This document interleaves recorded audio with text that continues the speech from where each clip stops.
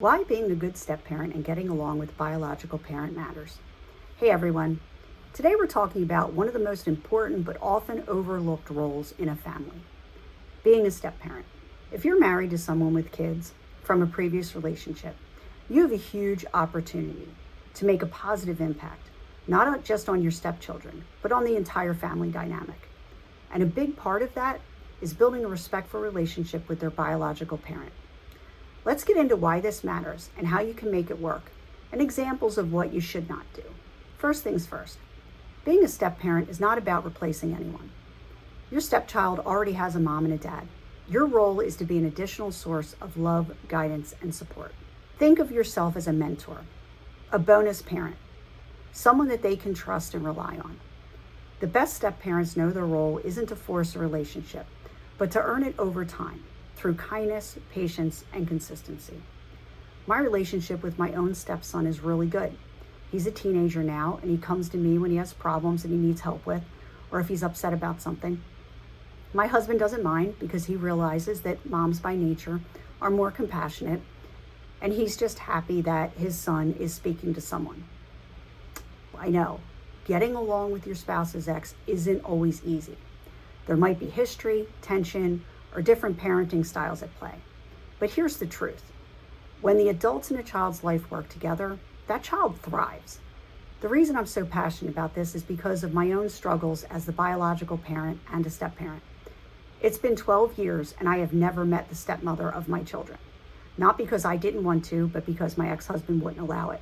My oldest is graduating this year and my youngest is 15. My youngest hasn't seen her father in 4 years, which is her choosing. My oldest only goes to see him once or twice a month. So I feel at this point there's no real point in me getting to know their stepmother because we really won't have too many interactions moving forward. But on the flip side, unfortunately, my husband's ex has chosen to have a contentious relationship with us, despite the fact that my husband isn't the one that caused their divorce. But our interactions are 9% of the time are via email.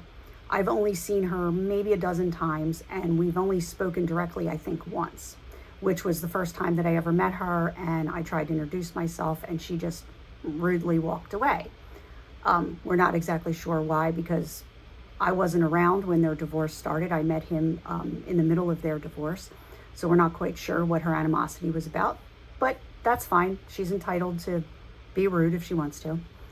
But I do know that she does have some serious control issues, and I have been a very strong advocate for my stepson and making sure that his best interests are always first and foremost. And sometimes that's in direct opposition with what his mother wants.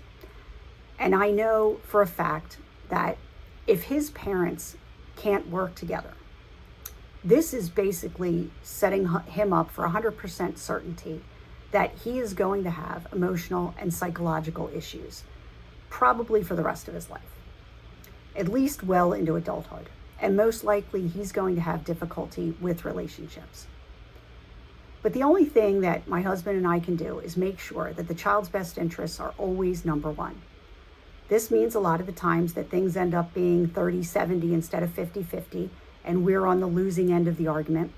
But in the end, we know that what we did was in the child's best interest.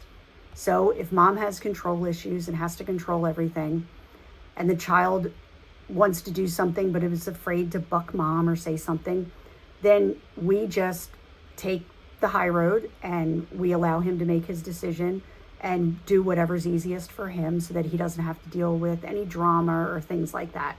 So again, we may be on the losing end of it, and maybe we lose out on some time with him or whatever, but it's what's best for him, not what's best for us. And that needs to be the most important thing. If you and the child's biological parent are constantly at odds, the child feels stuck in the middle. But if they see mutual respect and teamwork, then they feel safe, secure, and loved by all the adults in their life. This isn't about you. It's not about proving you're the better parent or demanding a certain level of control. It's about what's best for the child. And that goes for both sets of parents. A child shouldn't feel like they have to choose sides. The best thing that you can do as a step-parent is to be supportive, respectful, and mature. This means not bad-mouthing the biological parent, not competing for affection, and no trying to erase their existing family bonds. But this also goes for the biological parents as well.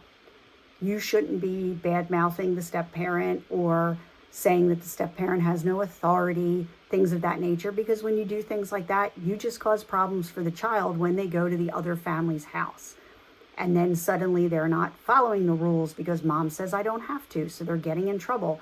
And then you're causing a relationship issue in that family as well. And maybe that's your end goal, but that's not the best thing for the child. This is something else I know a lot about, unfortunately, because my stepson would never bring friends to our house, and he wouldn't even play with his siblings or the kids in the neighborhood. And this started right around the age of 4.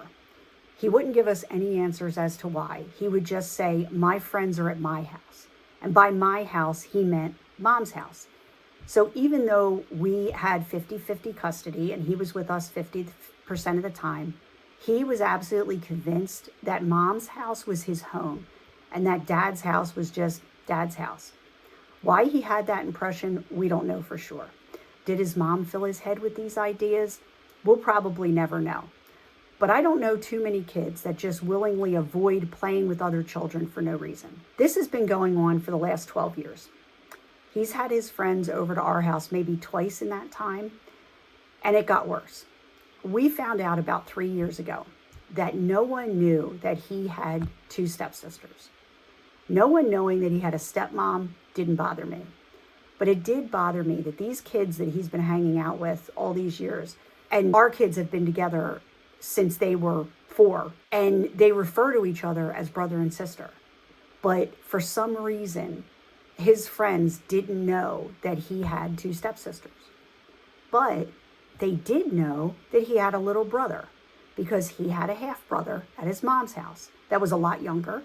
I think they're 10 years apart. But everybody knew he had a little brother, but still nobody knew that he had stepsisters that he'd been with since he was 4 years old.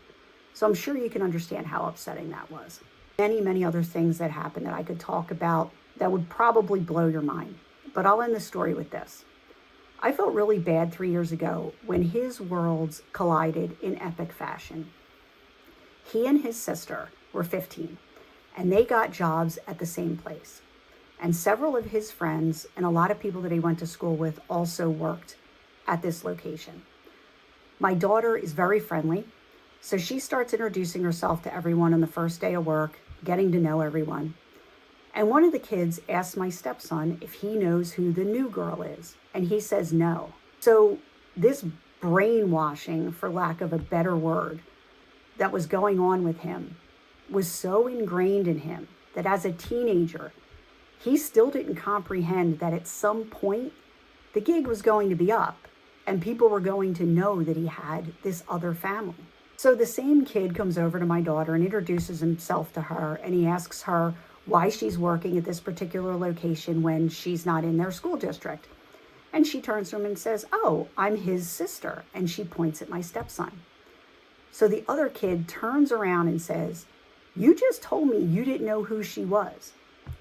I actually felt really bad for him. I never thought that he would go so far as to actually deny that he knew who she was. He was embarrassed, and of course my daughter was really hurt. What came out of this is that they are really good friends at this point. They have a great relationship, and they now share a lot of friends. Actually, as a matter of fact, last night I got a video. They were all out to dinner together. So things did get better over time. But it took a long time for us to get over the hurt of finding out that no one knew about us.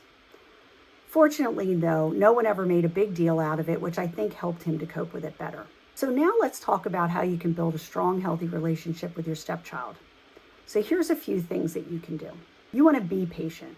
Trust and love aren't automatic. Give the relationship time to grow naturally. Show up consistently. Kids need to see that you're in this for the long haul. Keep showing up even on the tough days. Respect boundaries. Every child adjusts at their own pace. Let them lead when it comes to affection and closeness, and don't try to be their best friend. You are not their best friend, you are a parent. And something else I think is important. Don't refer to the other parent as your father or your mother. Call them mom or dad or whatever the child calls them. By putting the "your" in front of it, it adds an air of negativity and it just makes it sound adversarial. Instead of saying, "Oh, hey, did mom forget your lunch today?"